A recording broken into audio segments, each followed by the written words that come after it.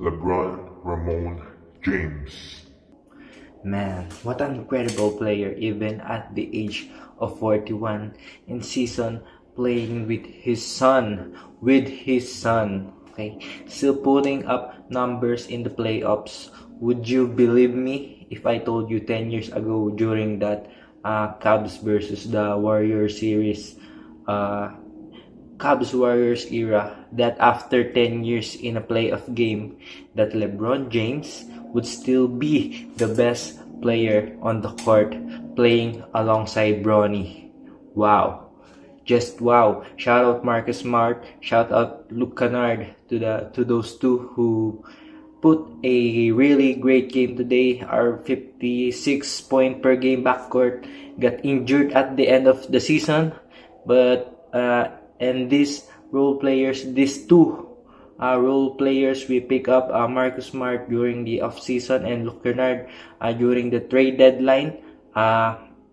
Shout out to them because they stepped up huge in this game one against the Rockets. And Luke Kennard went nuclear, going 5 for 5 for threes. And Marcus Smart, although he did not have a great shooting night, only 1 for 5 from 3, was all over the court, man. He was all over the court, fighting every mismatch because we know the Lakers is such a switching team that he often ended up guarding Şengün, and he fought him over. His positioning was great, superb in communicating together with LeBron. It feels like they were the two setting up our defense and playing out the game plan. JJ and the stuff put out there. Smart felt like Rondo all over again. He might, even though Rondo was smarter, Smart follows through with his efforts. You know, these Celtics guard, man, even though they played for our rival team, you gotta love them. I love Rondo. He might be my favorite point guard. So when he joined us, I was ecstatic. I'm loving Marcus Smart right now. I hope we can see another chip for a former Celtic, now Laker players. So our Marcus Smart, shout out. Our starters were also superb today. Rui Hachimura, oh my god, it felt like he didn't miss a single shot today.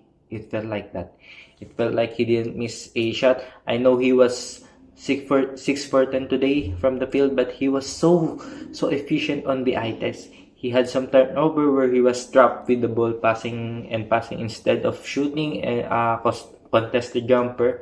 During that time, he pump fake and he thought he got a shot, but I think it was Amen who was there to about to block his shot, so he passed it to Luke, but he overcooked the task, so he turned it over.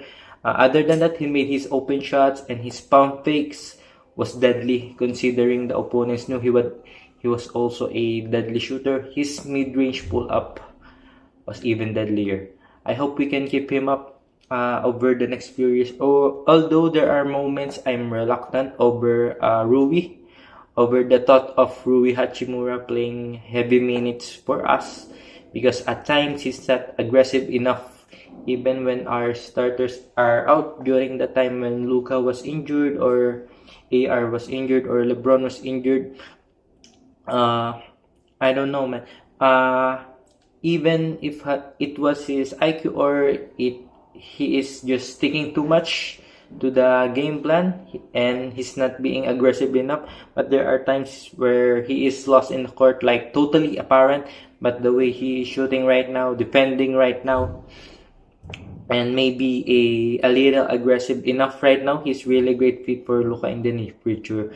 And speaking of fit with Luka in the near future, DeAndre Ayton. Drink that juice, DA. Whatever that was. Drink that DA juice. Get your mirror and put it in your locker room, and before every game you tell yourself you ain't Clint Capella.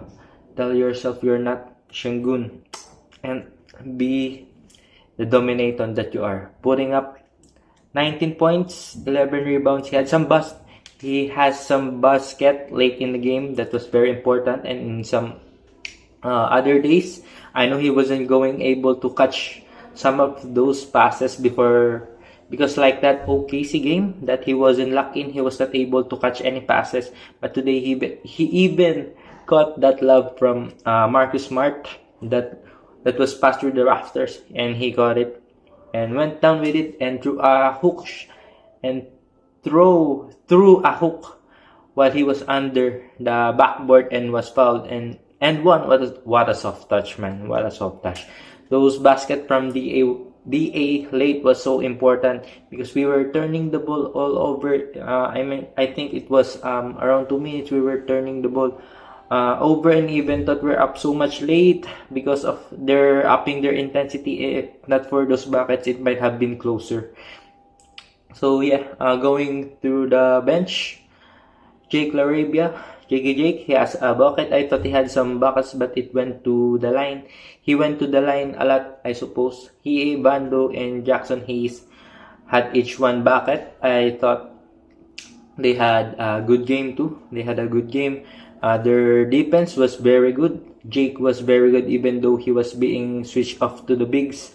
He is fighting, and although Richie Pard was too quick for him when he was switched for him, our help was enough for him to recover. Bando was all over the place also in defense. He was the one hounding Reed most of the game, even in the fourth. He had some burn late in game because of his defense. He hit a wide open 3 early in the second quarter too, and he had a shot after a couple possessions after that when he passed up that 3, and we ended up, I think, with a 24-second violation. I thought he had to shoot that, even though he was 29% in the regular season from 3. You can pass up some shots in the playoffs. I thought that his hesitancy on that second shot of that shot was what caused him to miss his second 3. And Jackson Hayes, he brought that energy time and time again, man. I can't differentiate Jack's time and DA's time on the court because they both played so well defensively against Sengun. Even blocked a hook shot from Sengun. You don't know how difficult it was. Just very good bench energy from for the game 1 at home. Bronny even had a burn in that second quarter. He didn't come back for the game, but had a turnover, and that was a mispass to LeBron, his dad, if I'm not mistaken. But seeing that father and son in the playoffs playing together, you will never see that, man. You will never see that. Not in any game, I think. Not even in just basketball, but in any sport maybe. Overall, I think they all played a good game. Had to hit some shots, even though we are already 60%. 60% from the field and 52% from the 3. Wow. We made some tough buckets. LeBron had that. And we made some tough buckets. And LeBron had that fade away over Amen. Golly, man. That was tough. Even though LeBron was impressed by himself after that shot. And he was backing him down, about to turn when he lost his handle. Momentarily, he picked it up and fading to his left, he just shot it maybe 0.2 of a second before Amen could put up his hands. And it was pure, man. It was pure. They even put it in replay a couple of times, and I was still amazed by every angle of it. LeBron, at the age of 41, still showing us legendary moments. When we need a point to, what more does he need to do? He is the epitome of aging like fine wine, because although he can't jump that high anymore, still catching Austin's insane lobs, by the way, he can't run that fast anymore. His lateral quickness isn't as quick anymore. But he will always be 1 or 2 steps ahead. His IQ is just better than anyone he is playing against. He's always 1 or 2 steps ahead of the Rockets. He had that pass to DA. Oh my God. That pass where DA was fouled. That behind the back pass. When he was double teamed hard, I think RJ even said that in the broadcast. Either DA or Vando have an open shot because of that pass. And it's not just the pass, man. The vision, he made it so easy. I didn't even seen him faced in that moment. He was double teamed. I think it's offensive rebound. They got back. Lucanard. I think it was Bronny that threw it to him, and he was double teamed immediately. And because of that, DA was open, but another Rocket was guarding him, and Bando was on the other side. So he upon the double team, he threw it to DA almost immediately. Seeing that vision, he's calm, collected, not even face at all during that time. If you watch your replay, you can see that LeBron was not even faced at all by the double team, and he just passed it really calmly to DA, and he got fouled where he shot, I think, 2 for 2 from the free throw line. And wow, just amazing, man. We know there's always a comparison to Michael Jordan.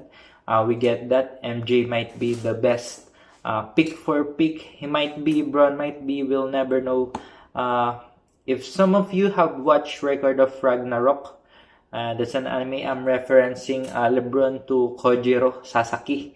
Because even though Musashi was considered to be the greatest swordsman in all Japan, he even beat Kojiro Sasaki in their battle. But in Record of Ragnarok, where humanity is betting their lives against actual gods like Zeus and Poseidon, Kojiro Sasaki was chosen over Musashi to try to defeat Poseidon, and they were in their spiritual form. Of course, they're already long gone. Their bodies was said to be in their peak or prime form. Kojiro Sasaki's, you might thought that was in his 30s or late 20s, where where he was physically in his strongest. But no, Kojiro Sasaki's spiritual body, unlike most humans, was in his older age, because they said that even after his death, he continued to grow, and the knowledge and skills he developed throughout his age, and even the experience brought by his defeat from Musashi, all accumulated to now his peak form in his older age. His peak was not when he was physically the best, but when he was the most experienced. For me, LeBron was like that, man. All the playoffs he had been through, 8 straight finals appearances, man. There is no one with more experience of playoff basketball than him. Every defense that was set, every offense that is going to happen, I felt like he has seen it all. Even if you just listen to his podcasts, Mind the Game, you can actually realize his knowledge of the game just by explaining the things happening on the court. They're all just really a level above, even against the best players in the world. LeBron, Luka, Joker, even Steph at times. They think the game differently, very differently, and is always one step ahead of their opponents. The LeBron we are seeing now is the accumulation of not just his 20 years NBA career, but from way back his early days, from his early basketball days, where he thanked his coaches for teaching him to play the right way. From all of that, he is the collection of all that versions. And if this is his last playoffs, even though I think he still has a couple of years left in him, if you're not watching this before he is gone from the game, you're missing out. You're missing out, man. I mean, this fuckery won't go on for much longer, they say, but who knows? GG's the Rockets, man. Let me know down the comments if you think the Lakers will win 2-0, or if the Rockets will steal one game at home. That's it. That's all. Caleb Bailismo.